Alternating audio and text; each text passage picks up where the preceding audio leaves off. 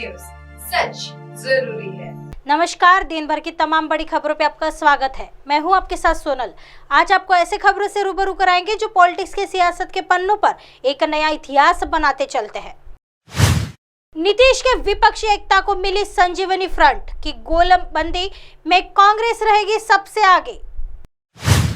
देश में विपक्षी एकता के लिए बिहार के मुख्यमंत्री नीतीश कुमार के प्रयासों को कर्नाटक विधानसभा चुनाव में कांग्रेस की जीत से बड़ा बढ़ावा मिला है। नीतीश कुमार हमेशा मानते थे कि विपक्षी एकता कांग्रेस के बिना संभव नहीं हो सकती और उनकी भविष्यवाणी कर्नाटक चुनाव के परिणाम से सही साबित हो रही है। बिहार के मुख्यमंत्री ने अब तक 8 राज्यों दिल्ली, पंजाब, संयुक्त उत्तर प्रदेश, महाराष्ट्र, पश्चिम बंगाल, झारखंड, केरल और ओडिशा के नेताओं से मुलाकात कर चुके हैं। उनमें से 7 ने विपक्षी एकता के लिए कुमार की पहल का समर्थन किया है। नीतीश कुमार ने 256 लोकसभा सीटों वाले इन राज्यों में एक उम्मीदवार एक सीट के फॉर्मूले पर अमल करने की योजना बनाई है। उत्तर प्रदेश और महाराष्ट्र के अलावा अन्य राज्यों में गैर कांग्रेसी सरकारें हैं। दिल्ली और पंजाब में लोकसभा की 20 सीटें हैं और दोनों राज्यों में आपकी सरकार है। पश्चिम बंगाल में लोकसभा की 42 सीटें हैं और सत्तारूढ़ टीएमसी के संसद के निचले सदन में 24 सांसद हैं। झारखंड में लोकसभा की 14 सीटें और राज्य में झामुमो राजद और कांग्रेस की सरकार है। केरल में एलडीएफ की सरकार है और उसके पास 29 लोकसभा सीटें हैं। उत्तर प्रदेश में 80 और महाराष्ट्र में 48 लोकसभा सीटें हैं। इन दोनों राज्यों में भाजपा सत्ता में है, लेकिन समाजवादी पार्टी और एनसीपी, कांग्रेस और शिवसेना उद्धव समूह जैसे विपक्षी दल भी मजबूत है। बिहार की 40 सीटों को जोड़ दे तो यह आंकड़ा 296 तक पहुंच जाएगा, जहां गैर कांग्रेसी सरकारें काम कर रही है।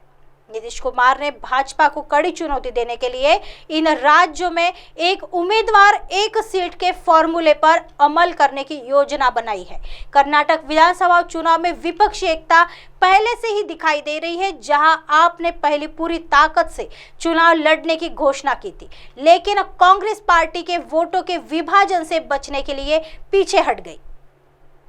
यदि राजनीति अन्य राज्यों में लागू की जाती है जहां क्षेत्रीय दल मजबूत है, तो विपक्षी दलों के वोटों को विभाजित करने की भाजपा की चुनावी रणनीति लोकसभा चुनाव में विफल हो जाएगी।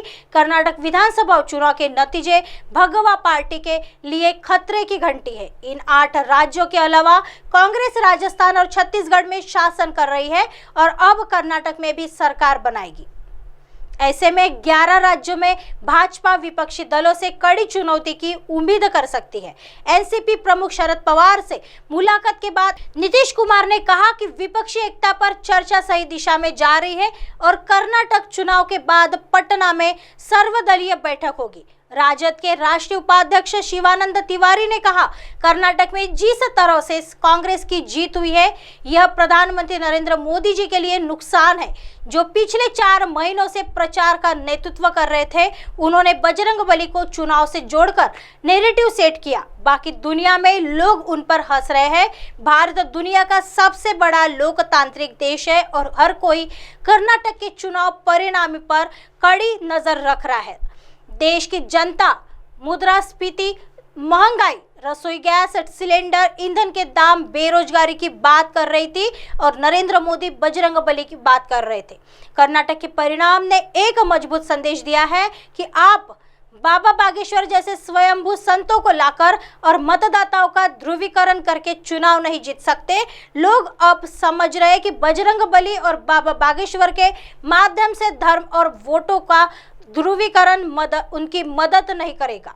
आइए बढ़ते हैं अगली खबर की तरफ। वोक्कालिगा संत ने किया शिव कुमार का समर्थन, सीएम बनने की मांग। कर्नाटक में कांग्रेस के नवनिर्वाचित विधायकों की अहम बैठक यहां रविवार शाम को हो गई है। विधायक बैठक के लिए निजी होटल में पहुंचने लगे। इस बीच मुख्यमंत्री पद के लिए प्रदेश कांग्रेस अध्यक्ष डीके शिवकुमार और नेता प्रतिपक्ष तथा पूर्व मुख्यमंत्री सिद्धारमैया की जोरदार पैरवी शुरू हो गई है। एक बड़े घटनाक्रम में वोक्कालिगा संत निर्मला नंदनाथ स्वामी जी ने एक बैठक की ओर संकेत दिया कि शिव कुमार मुख्यमंत्री बनने के योग्य है।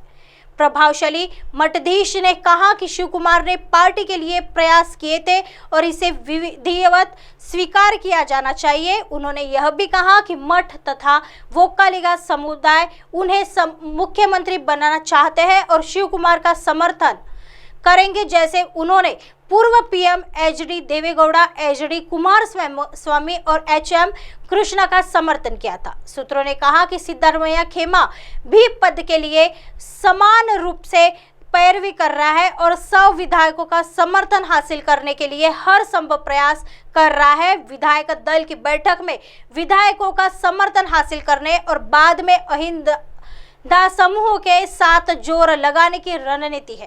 कांग्रेस अध्यक्ष मल्लिकार्जुन खड़गे के नई दिल्ली पहुंचने के बाद उनका यह बयान कि विधायक दल की बैठक के बाद आलाकमान फैसला करेगा, यह सीएम पद के लिए खींचतान का संकेत देता है। पार्टी सूत्रों ने दावा किया कि मौजूदा परिश्रम के मुख्यमंत्री पद के उम्मीदवार को अंतिम रूप देने में अभी 2 से 3 दिन और लगेंगे। आइए बढ़ते हैं अगली खबर की तरफ। अखिलेश के लिए नई मुसीबत बन सकते हैं ओवैसी, माय समीकरण सहेजने के लिए बनानी होगी नई रणनीति। असदुद्दीन ओवैसी की पार्टी एआईएम प्रदेश में सपा के लिए नई मुसीबत बन सकती है। सपा दी जिस एमवाई मुस्लिम यादव समीकरण को अपना मजबूत आधार समझती थी, उनमें नगरीय निकाय चुनाव में बड़ी सेंधमारी हुई। इस चुनाव में मुस्लिम मतदाता सपा के छिटक गए हैं।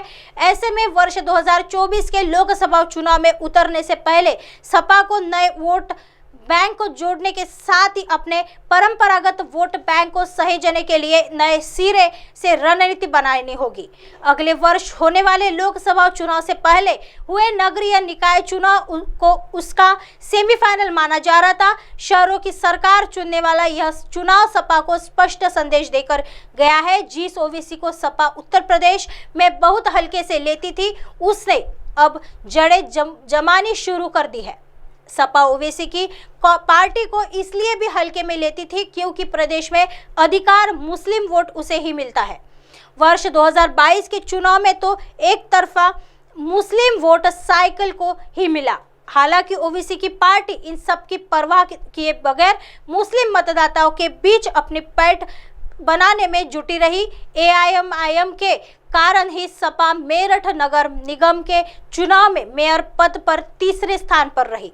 नगर पालिका व नगर पंचायत की भी कई सीटों पर उसे हार का सामना करना पड़ा। ओवैसी की पार्टी ने संभल, हाथरस की सिकंदराऊ व कानपुर की घाटमपुर नगर पालिका परिषद में अध्यक्ष पद पर जीत दर्ज की। बरेली की ठिरिया व मुरादाबाद की कुंदर की नगर पंचायत अध्यक्ष भी एआईएम ने जीत लिया है। मेरठ नगर निगम में 11 पार्षद सहित गाजियाबाद, बरेली व फिरोजाबाद नगर निगम में कुल 19 पार्षद जीते हैं। ऐसे ही दिन भर की तमाम बड़ी खबरों से आपको रूबरू कराएंगे। तब तक बने रहिए MNS न्यूज के साथ। नमस्कार।